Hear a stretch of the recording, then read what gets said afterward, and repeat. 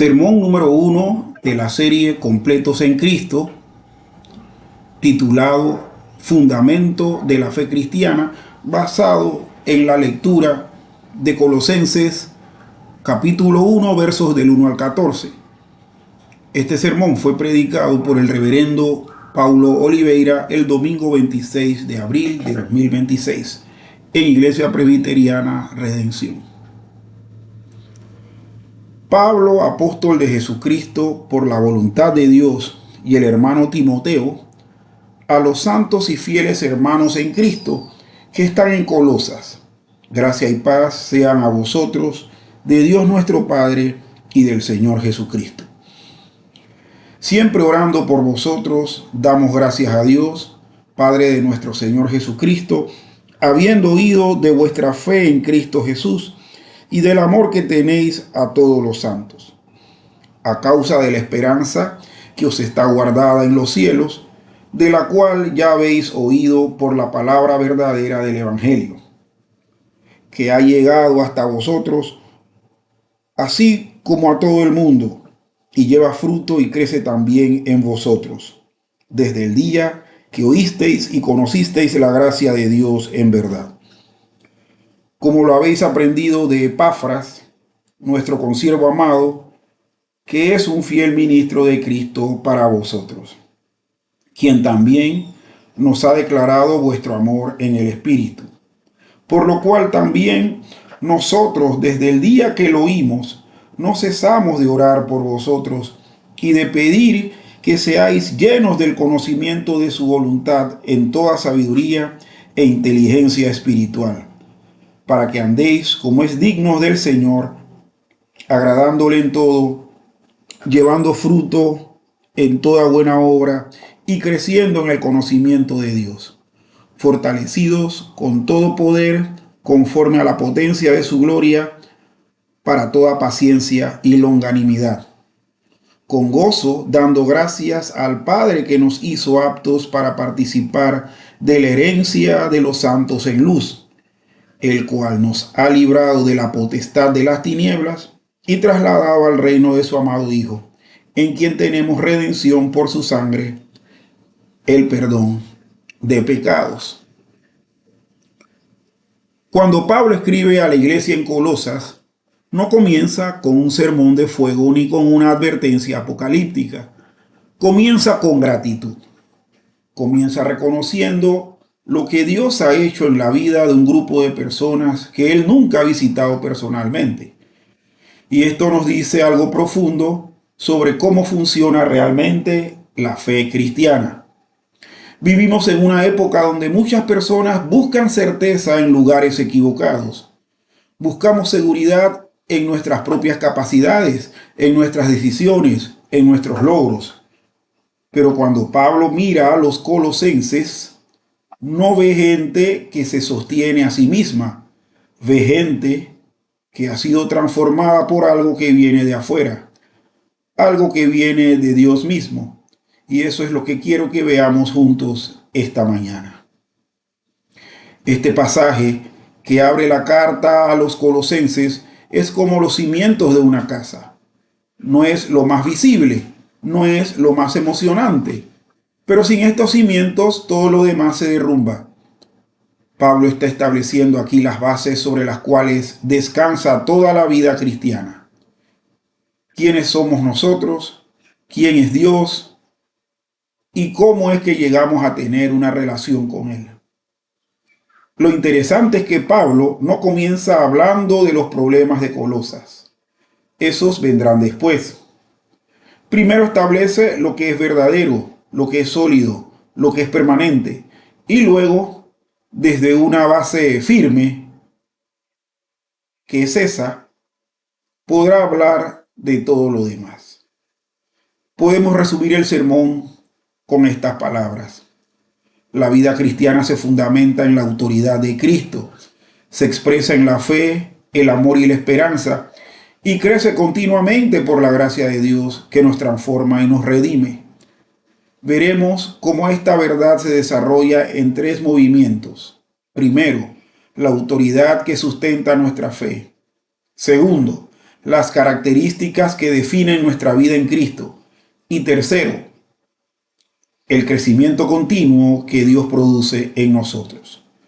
Comencemos entonces con lo primero que Pablo quiere que entendamos. Punto 1. La autoridad que sustenta nuestra fe. Versículos 1 y 2. Cuando Pablo dice, yo, Pablo, apóstol de Cristo Jesús por la voluntad de Dios, está haciendo algo muy importante. No está presumiendo, está estableciendo de dónde viene su autoridad para escribir esta carta. Y eso importa porque lo que se va a decir después no es su opinión personal, es la verdad de Dios. Aquí hay algo que necesitamos entender bien. En el mundo antiguo, cuando alguien escribía una carta, la forma en que se presentaba determinaba cuánta autoridad tenía lo que decía. Pablo no dice, yo, Pablo, un buen predicador, o yo, Pablo, que he viajado mucho. Dice, apóstol de Cristo Jesús. Eso significa que ha sido enviado por Cristo mismo con una misión específica. Y esa misión no viene de los hombres, sino de Dios. Cuando escribió a los Gálatas, Pablo fue aún más explícito sobre esto. Les dijo, Pablo apóstol, no de hombres, ni por hombre, sino por Jesucristo y por Dios el Padre que lo resucitó de los muertos. ¿Por qué fue tan enfático? Porque había gente en Galacia que cuestionaba su autoridad, que decía que no era un verdadero apóstol. Pero Pablo sabía algo que nosotros también necesitamos saber. La autoridad apostólica no viene de la aprobación de los hombres, viene de Cristo, viene de Dios. Pero aquí viene lo hermoso. Pablo no está solo en esto. Incluye a Timoteo, a quien llama hermano. Timoteo no es apóstol, pero es parte de esta comunidad de fe. Y eso nos muestra que aunque hay diferentes roles en la iglesia, todos estamos unidos en Cristo. Todos somos hermanos. La autoridad de Pablo no lo coloca por encima de los demás, sino al servicio de ellos.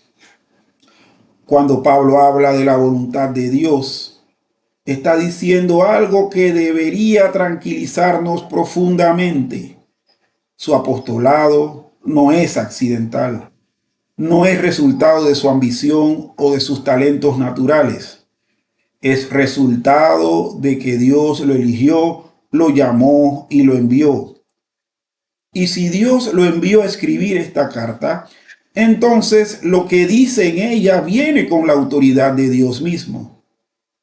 Esto es lo que vemos también en Primera de Corintios, donde Pablo comienza de la misma manera. Pablo, llamado a ser apóstol de Jesucristo por la voluntad de Dios. No es una coincidencia que use la misma fórmula. Es su manera de decirnos esto que voy a escribir no es mío, es de Dios. Esto es importante porque nosotros vivimos en un mundo donde todo se cuestiona, todo se debate, todo se relativiza. Pero aquí, en el comienzo de esta carta, Pablo está diciendo, hay algo que es verdadero, hay algo que viene de Dios. Y eso es lo que vamos a explorar juntos.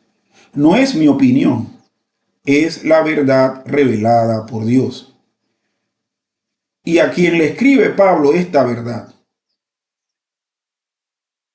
a los santos y creyentes en Cristo que están en Colosas. Fíjense en eso. No escribe a los perfectos, no escribe a los que lo tienen todo resuelto, escribe a los santos. Eso significa a los que han sido apartados por Dios, a los que pertenecen a Dios y también a los creyentes, a los que han puesto su fe en Cristo. Eso es lo que somos nosotros.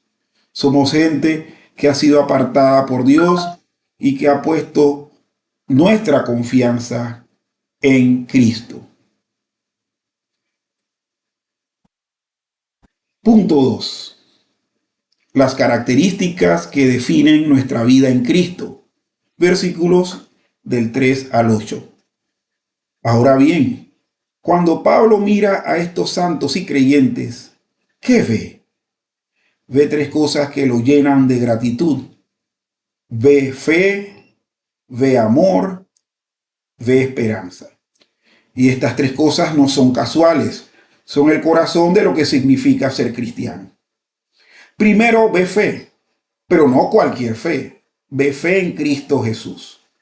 Eso significa que la fe de los colosenses no está puesta en sus propias fuerzas, no está puesta en sus logros, no está puesta en su capacidad de entender todo. Está puesta en una persona, Jesús. La fe cristiana es relacional, es confiar en alguien. Es decir, yo no puedo, pero Él sí puede. Yo no tengo respuestas, pero Él sí las tiene. Cuando Pablo escribió a los tesalonicenses, lo primero que recordó fue exactamente esto. Recordando sin cesar ante nuestro Dios y Padre vuestra obra de fe, vuestro trabajo de amor y vuestra paciencia de esperanza en nuestro Señor Jesucristo. Fíjense en eso. La fe produce obra, el amor produce trabajo, la esperanza produce paciencia. No son tres cosas estáticas, son tres realidades dinámicas que transforman la vida. Y es interesante que Pablo use exactamente la misma estructura en Colosenses.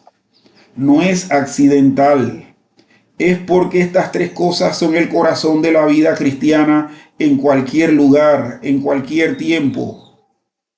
Segundo, ve amor. Pero nuevamente, no es cualquier amor, es amor hacia todos los santos. Eso significa que el amor de los colosenses no es selectivo. No aman solo a sus amigos, solo a su familia, solo a los que les caen bien. Aman a todos los que pertenecen a Cristo. Esto es revolucionario. Eso es lo opuesto a cómo funciona el mundo. El mundo dice, ama a los que te aman, ayuda a los que te ayudan. Pero la fe en Cristo produce un amor que trasciende esas barreras. Tercero, ve esperanza.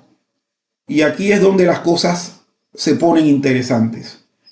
La esperanza de los colosenses no está en este mundo, está reservada en los cielos. Eso significa que los colosenses saben que hay algo más allá de lo que ven. Saben que hay una consumación, una culminación, un propósito final que Dios está llevando a cabo. Y esa esperanza no es vaga. No es espero que todo salga bien. Es una esperanza fundamentada en las promesas de Dios. Y aquí viene lo importante. Estas tres cosas, fe, amor y esperanza, no son tres cosas separadas. Son tres expresiones de una sola realidad, la vida en Cristo. La fe es el fundamento, el amor es la expresión, la esperanza es la orientación. Juntas forman el corazón de la vida cristiana. Pablo lo expresó de manera hermosa en 1 Corintios cuando escribió: ahora permanecen la fe, la esperanza y la caridad. Estas tres, pero la mayor de ellas es la caridad. ¿Por qué es el amor la mayor? Porque la fe sin amor es solo conocimiento. La esperanza sin amor es solo optimismo. Pero el amor integra todo. El amor es lo que hace que la fe sea viva y que la esperanza sea real. Pero ¿de dónde vienen estas tres cosas? Pablo dice que vienen del Evangelio que es palabra de verdad. Y ese Evangelio no es solo información, es una fuerza viva. Pablo dice que está dando fruto y creciendo en todo el mundo. Eso significa que el Evangelio no es estático. No es algo que sucedió hace 2000 años y que ahora es solo historia. Es algo que está activamente transformando vidas, que está creciendo, que está expandiéndose. Y eso es lo que sucedió en Colosas. El Evangelio llegó allí y transformó a la gente. Los hizo santos, los hizo creyentes, los llenó de fe, amor y esperanza. Punto 3. El crecimiento continuo que Dios produce en nosotros. Versículos 9 al 14. Ahora bien, si la vida cristiana comienza con fe, amor y esperanza, ¿qué sucede después? ¿Eso es todo? ¿Llegamos a la fe y ya está? No. Aquí es donde entra la petición de Pablo. Porque aunque los colosenses tienen fe, amor y esperanza, Pablo no deja de orar por ellos, no deja de pedir que crezcan. Miren lo que dice: no cesamos de orar por ustedes. Eso significa que la oración de Pablo por los colosenses es continua, no es ocasional, no es cuando me acuerdo, es constante. ¿Y por qué? Porque Pablo entiende que la vida cristiana no es un diseño que alcanzamos y que en él nos quedamos. Es un camino que recorremos, un proceso de crecimiento continuo. Cuando escribió a los Efesios, Pablo expresó la misma preocupación. Por esta causa también yo, habiendo oído de vuestra fe en el Señor Jesús y de vuestro amor para con todos los santos, no ceso de dar gracias por vosotros, haciendo mención de vosotros en mis oraciones. Fíjense en eso. No cesa de dar gracias, no cesa de orar. ¿Por qué? Porque sabe que el crecimiento espiritual no es automático. Requiere oración, requiere intercesión, requiere que alguien esté pidiendo a Dios que continúe su obra en la vida de los creyentes. ¿Y qué es lo que Pablo pide en sus oraciones? Pide que sean llenos del conocimiento de la voluntad de Dios. Y ahora bien, eso suena muy teológico, muy abstracto, pero déjeme traducirlo. Pablo pide que los colosenses entiendan qué es lo que Dios quiere para sus vidas, que sepan cuál es el propósito de Dios, que comprendan cómo Dios quiere que vivan. No es conocimiento por conocimiento, es conocimiento que transforma la vida. Y para que tengan ese conocimiento, necesitan algo más: sabiduría, comprensión y, sobre todo, que la sabiduría y la comprensión sean espirituales. La sabiduría es la capacidad de aplicar lo que sabemos, saber qué hacer con la verdad. Y la comprensión espiritual significa que esa sabiduría no viene de nuestro propio razonamiento, sino del Espíritu de Dios. Dios mismo nos capacita para entender su voluntad. ¿Y para qué? Para que anden dignamente del Señor. Eso significa que la vida de los colosenses debe reflejar quién es Jesús. Si Jesús es el Señor, entonces la vida de los que creen en Él debe ser una vida que honra al Señor. Una vida que lo refleja. Una vida que lo representa. ¿Y cómo se ve eso en la práctica? Se ve en que están dando fruto en toda buena obra. Eso significa que la fe no es solo una cuestión interna. Se expresa en acciones, se expresa en cómo tratamos a los demás, en cómo vivimos, en cómo trabajamos, en cómo amamos. La fe produce fruto. Ese fruto es visible, es tangible. Pero hay más. Pablo dice que están creciendo en el conocimiento de Dios. Eso es importante. El crecimiento no es solo en tamaño o en número, es en profundidad, es en conocimiento, es en intimidad con Dios. Cuanto más conocemos a Dios, más crecemos. Cuanto más nos acercamos a Él, más nos transformamos. ¿Y cómo es posible todo esto? ¿Cómo pueden los colosenses crecer, dar fruto, conocer a Dios? Porque están siendo fortalecidos con todo poder según el poder de su gloria. Eso significa que la fortaleza para la vida cristiana no viene de nosotros, viene de Dios. Es el mismo poder que sostiene el universo, el mismo poder que resucitó a Jesús de los muertos, el que está disponible para nosotros. No tenemos que hacerlo solo. Dios nos capacita, Dios nos fortalece. Cuando Pablo escribió a los Efesios, pidió algo similar, para que os dé, conforme a las riquezas de su gloria, el ser fortalecidos con poder en el hombre interior por su espíritu. ¿Ven la conexión? No es una fortaleza que viene de nuestro propio esfuerzo.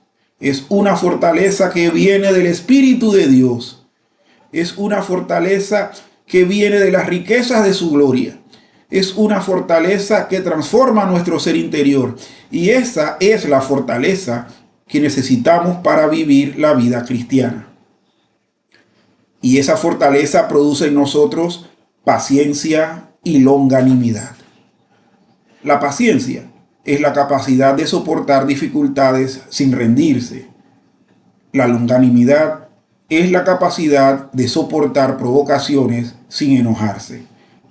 Eso es lo que necesitamos en la vida cristiana, porque la vida cristiana no es fácil. Hay dificultades, hay tentaciones, hay gente que nos provoca, pero Dios nos da la fortaleza para perseverar. Y todo esto, dice Pablo, debe hacerse con alegría, con gozo, porque la vida cristiana no es una carga pesada, es una vida de gratitud, es una vida de reconocimiento de lo que Dios ha hecho por nosotros. Conclusión. Versículos 12b, 13 y 14. Ahora bien, ¿cuál es el fundamento de todo esto? ¿Por qué podemos tener fe, amor y esperanza? ¿Por qué podemos crecer? ¿Por qué podemos ser fortalecidos? Porque hemos sido redimidos, porque hemos sido rescatados. Pablo lo dice así. En él tenemos la redención, el perdón de los pecados. Eso significa que lo que nos separa de Dios, nuestro pecado, nuestra culpa, nuestra vergüenza, ha sido quitado, ha sido perdonado, ha sido rescatado. Hemos sido rescatados de eso. Y no solo eso, hemos sido trasladados del reino de la autoridad de la oscuridad al reino del Hijo de su amor. Eso significa que hemos sido sacados de un dominio y colocados en otro. Antes estábamos bajo el dominio del mal, de la oscuridad, del pecado. Ahora estamos bajo el dominio de Cristo. Somos suyos, le pertenecemos. Cuando Pedro escribió a los creyentes dispersos, les recordó algo similar. Vosotros sois linaje escogido, real sacerdocio, nación santa, pueblo adquirido por Dios, para que anunciéis las virtudes de aquel que os llamó de las tinieblas a su luz admirable. ¿Ven? La transferencia de reinos no es solo una doctrina abstracta, es una realidad que transforma nuestra identidad. Somos gente que ha sido llamada de las tinieblas a la luz. Somos gente que ha sido adquirida por Dios. Somos gente que pertenece a un nuevo reino. ¿Y quién hizo todo esto? Dios, el Padre. Él es quien nos rescató. Él es quien nos trasladó. Él es quien nos capacitó. Él es quien nos fortalece. Todo viene de Dios. Todo es iniciativa de Dios. Nosotros simplemente respondemos con fe. Simplemente decimos sí a lo que Dios ha hecho por nosotros. Esto es lo que significa que la vida cristiana se fundamenta en la autoridad de Cristo. No se fundamenta en nuestras propias fuerzas. No se fundamenta en nuestras propias decisiones. Se fundamenta en lo que Dios ha hecho. Se fundamenta en la redención. Se fundamenta en el perdón. Se fundamenta en la transferencia de reinos. Se fundamenta en la gracia de Dios. Y cuando entendemos eso, cuando realmente lo creemos, entonces podemos vivir con fe. Podemos amar a Dios. Podemos tener esperanza. Podemos crecer. Podemos dar fruto. Podemos ser fortalecidos. Podemos perseverar con alegría. Aplicaciones prácticas. Entonces, ¿qué significa esto para nosotros hoy? Déjeme sugerir 3 cosas prácticas. Primero, necesitamos reconocer que nuestra fe no se fundamenta en nosotros mismos. No se fundamenta en nuestras emociones que cambian. No se fundamenta en nuestras circunstancias que son inciertas. Se fundamenta en Cristo. Se fundamenta en lo que Él ha hecho. Así que cuando sientas que tu fe es débil, no mires dentro de ti. Mira a Cristo. Recuerda lo que Él ha hecho por ti. Recuerda que has sido redimido. Recuerda que has sido trasladado al reino de su amor.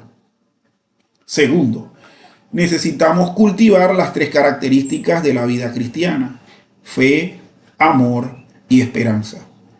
La fe significa confiar en Cristo en todas las circunstancias. El amor significa amar a otros, incluso a los que no nos aman, incluso a los que nos provocan. La esperanza significa recordar que hay algo más allá de lo que vemos, que Dios tiene un propósito, que hay una consumación que viene. Cultiva estas 3 cosas. Pídele a Dios que las desarrolle en ti. Tercero, necesitamos entender que el crecimiento espiritual es un proceso continuo. No es algo que sucede de una vez y ya está. Es algo que dura toda la vida. Así que no te desanimes si sientes que todavía hay mucho por crecer. Eso es normal. Eso es lo que significa ser cristiano. Estamos en un proceso de transformación continua y Dios está con nosotros en ese proceso. Él nos fortalece. Él nos capacita. Él nos guía. Así que esta mañana te invito a que reconozcas el fundamento de tu fe. Reconoce que no estás solo. Reconoce que has sido redimido. Reconoce que perteneces a Cristo. Y desde ese fundamento sólido, vive con fe, con amor, con esperanza y con la certeza de que Dios está obrando en ti, transformándote, fortaleciéndote, llevándote hacia la madurez en Cristo. Que Dios nos ayude a vivir desde ese fundamento. Amén. Este ha sido el sermón predicado por el pastor Paulo Oliveira en Iglesia Presbiteriana Redención. Les invitamos a reunirse con nosotros en nuestros cultos y reuniones los domingos desde las 9:30 de la mañana con la escuela dominical, a las 11 el servicio de adoración y los jueves reunión de oración y estudio bíblico desde las 6:30 de la tarde. El Señor les bendiga. Les esperamos.